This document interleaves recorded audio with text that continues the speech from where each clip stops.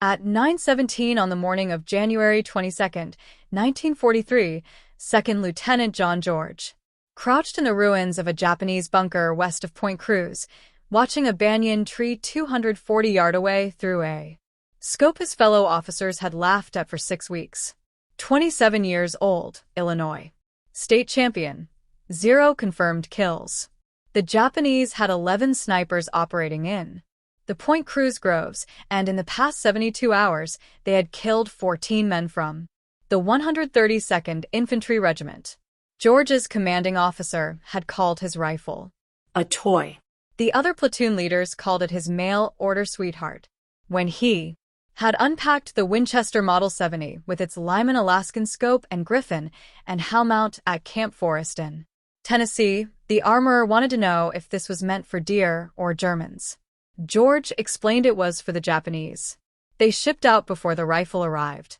George spent the voyage to Guadalcanal watching other men clean their garrons while his own weapon sat in a warehouse in Illinois. He requested it be forwarded through military mail. 6 weeks later, in late December of 1942, a supplies sergeant handed him a wooden crate marked fragile. Inside was the rifle he had saved 2 years of National Guard pay to buy. The rifle weighed 9 pounds. The scope added another 12. The grand issued to every other man in his battalion weighed 12 pounds with no magnification. George's rifle was bolt-action, 5 rounds. The Garand was semi-automatic, 8 rounds. Captain Morris ordered him to leave the sporting rifle in his tent and carry a real weapon. George carried it anyway. The 132nd Infantry had relieved the Marines on Guadalcanal in late December of 1942. The Marines had been fighting since August. They had taken Henderson Field. They had held it. But they had not taken Mount Austin, and they had not cleared the Japanese from the coastal groves west of the Matanacaw River. Mount Austin stood 1,514 foot tall. The Japanese called it the GU, 500 men, 47 bunkers. George's battalion attacked on December 17th. They fought for 16 days. They lost 34 men killed and 279 wounded before they finally took the western slope on January 2nd. By then, George had fired his Winchester exactly 0 times in combat. The jungle around Point Cruz was different. No bunkers, no fixed positions, just Japanese soldiers who had retreated west from Henderson Field and dug into the massive trees. Some of those soldiers were snipers. They had scoped Arisaka Type 98s. They knew the jungle. They knew how to wait. On January 19th, a sniper killed Corporal Davis while he was filling canteens at a creek. On January 20th, another sniper killed 2 men from L Company during a patrol. On January 21st, 3 more men died. One of them was shot through the neck from a tree the patrol had walked past twice. The battalion commander summoned George that night. The Japanese snipers were killing his men faster than malaria. He needed someone who could shoot. He wanted to know if that mail-order rifle could actually hit anything. George explained his credentials. Illinois State Championship at 1,000 yards in 1939. 23 years old at the time, youngest winner in the state's history, 6 inches. Groups at 600 yards with iron sights with the Lyman Alaskan 5 rounds. Inside 4, in at 300 yards. The commander gave him until morning to prove it. If you want to see how George's civilian rifle performed against Japanese snipers trained for jungle warfare, please hit that like button. It helps us share more forgotten stories like this. And please subscribe if you haven't already. Back to George. George spent the night checking his rifle. The Winchester had been packed in Cosmoline for the ocean voyage. He cleaned it again. He checked the scope mounts. He loaded 5 rounds of 306 hunting ammunition he had packed in Tennessee. Military ball ammo. The same cartridge the Garand fired. At dawn on January 22nd, George moved into position in the ruins of a Japanese bunker his battalion had captured 3 days earlier. The bunker overlooked the coconut groves, west of Point Cruz. Intelligence said the Japanese snipers operated from the large trees in that area, banyan trees. Some of them reached 90 foot tall, with trunks 8 feet thick. A sniper could climb one of those trees before dawn and sit there all day without being seen. George had brought no spotter, no radio man, just his rifle and a canteen and 60 rounds of ammunition in stripper clips. He settled into the bunker and began to watch the trees through his scope. The Lyman Alaskan had 2.5 power magnification. Not much, but enough to see movement in the branches that the naked eye would miss. The jungle was never silent. Birds, insects, the distant sound of artillery. George had learned to filter out the noise and focus on movement. He glassed the tree, slowly, left to right, top to bottom. At 9:17, he saw it. A branch moved. No wind. Just a small shift. 87 feet up in a banyan tree 240 yards away. George watched. The branch moved again. Then he saw the shape. A man, dark clothing, positioned in a fork where 3 branches met. The Japanese sniper was facing east, watching the trail where George's battalion had been moving supplies. George adjusted his scope. 2 clicks. Right for wind. He controlled his breathing. The Winchester's trigger was glass smooth, 32 pounds. He had spent hours adjusting it at Camp Perry before the war. Now he would find out if a civilian target rifle could kill a man trained to kill him first. George squeezed the trigger. The Winchester kicked into his shoulder. The sound cracked through the jungle. 240 yards away, the Japanese sniper jerked and fell. He dropped through the branches. His body tumbled 90 feet and hit the ground near the base of the banyan tree. George worked the bolt. The empty cartridge ejected. He chambered another round. He kept his scope on the tree, waited for movement. Nothing. The sniper's partner would be close. Japanese snipers worked in pairs. 1 shooter, 1 spotter. If George had just killed the shooter, the spotter was somewhere in that tree or in the trees nearby. George scanned the surrounding banyans. The scope's 2.5 power magnification forced him to search slowly. Each tree could hide multiple men. The jungle canopy created shadows that made shapes impossible to distinguish without careful observation. At 9:43, he found the second sniper. Different tree, 60 yards north of the first. This one was lower, maybe 50 foot up. The Japanese soldier was moving down, the trunk retreating. He had heard the shot and knew his position was compromised. George aimed, led the movement, fired. The second sniper fell backwards off the tree. His rifle clattered through the branches ahead of him.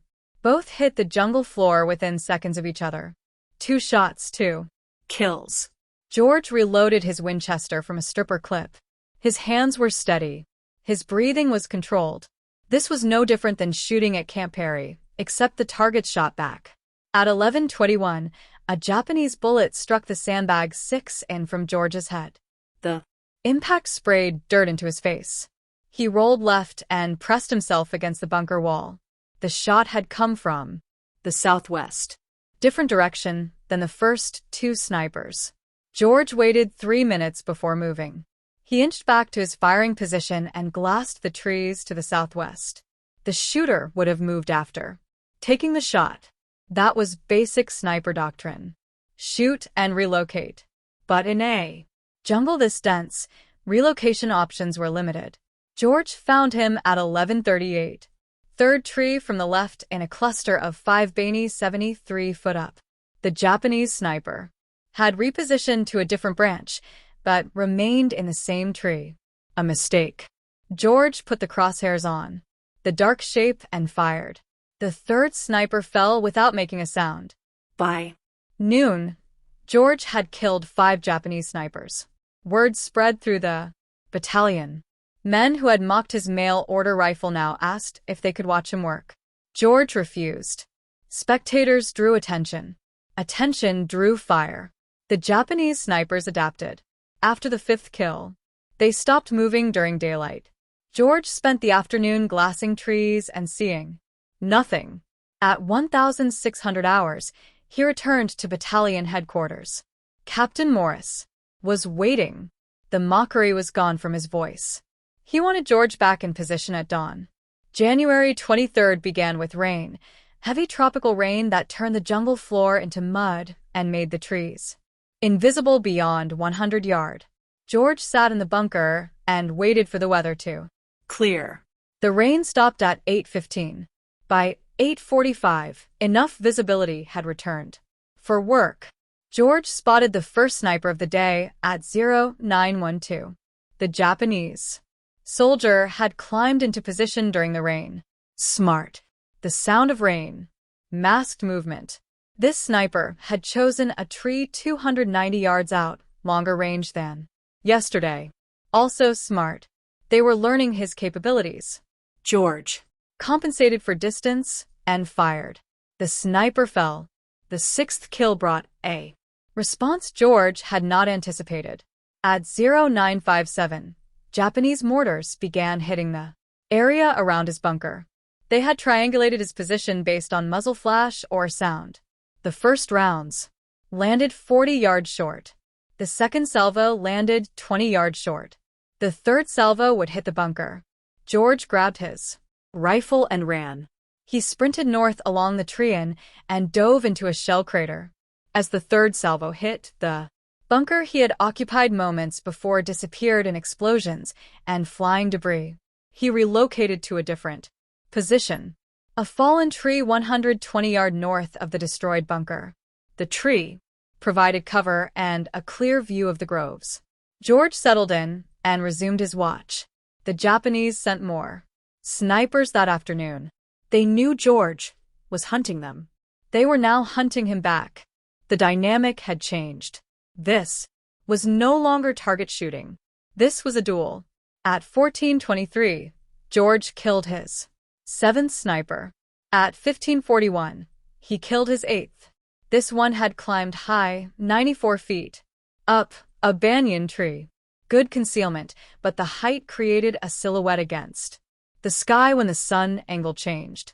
At 1,700 hours, Captain Morris sent a runner to bring George back. George had been in position for 9 hours. Morris wanted numbers. George reported 8 confirmed kills over 2 days. 12 rounds fired. 8 kills for misses. Morris assigned George to continue sniper operations starting at dawn on January 24th. That night, George cleaned his Winchester and considered the mathematics. 11 Japanese snipers operating in the Point Cruz groves. 8 now dead, 3 remaining. Those 3 would be the best. The ones who had survived the longest. And now they knew exactly what George looked like and exactly what rifle he carried. George loaded his Winchester with 5 fresh rounds and tried to sleep. At 0300, he gave up and sat in his tent with the rifle across his lap. The rain started again at 4:15. By 05:30, it was heavy enough that dawn operations would be delayed. George used the time to move to a new position. Not the bunker, not the fallen tree. Somewhere the Japanese would not expect. He chose a spot 70 yards south of his previous position, a cluster of large rocks the Marines had used as a machine gun nest back in December. The position offered good cover and overlapping fields of fire into the groves. He settled in and waited for the rain to stop. At 0743, the rain slowed to a drizzle. Visibility improved. George began glassing trees. At 0817 on January 24th, he found sniper number 9. The Japanese soldier was positioned in a palm tree 190 yards out. Low, only 40 foot up. Unusual. Most snipers climbed high for better sightlines. This one had chosen concealment over elevation. the palm. Franz created a natural hide that would be invisible from ground level. But George was not at ground level. He was elevated on the rocks. The angle gave him a view down into the fronds. He could see the dark shape of the sniper's shoulders and head. George aimed,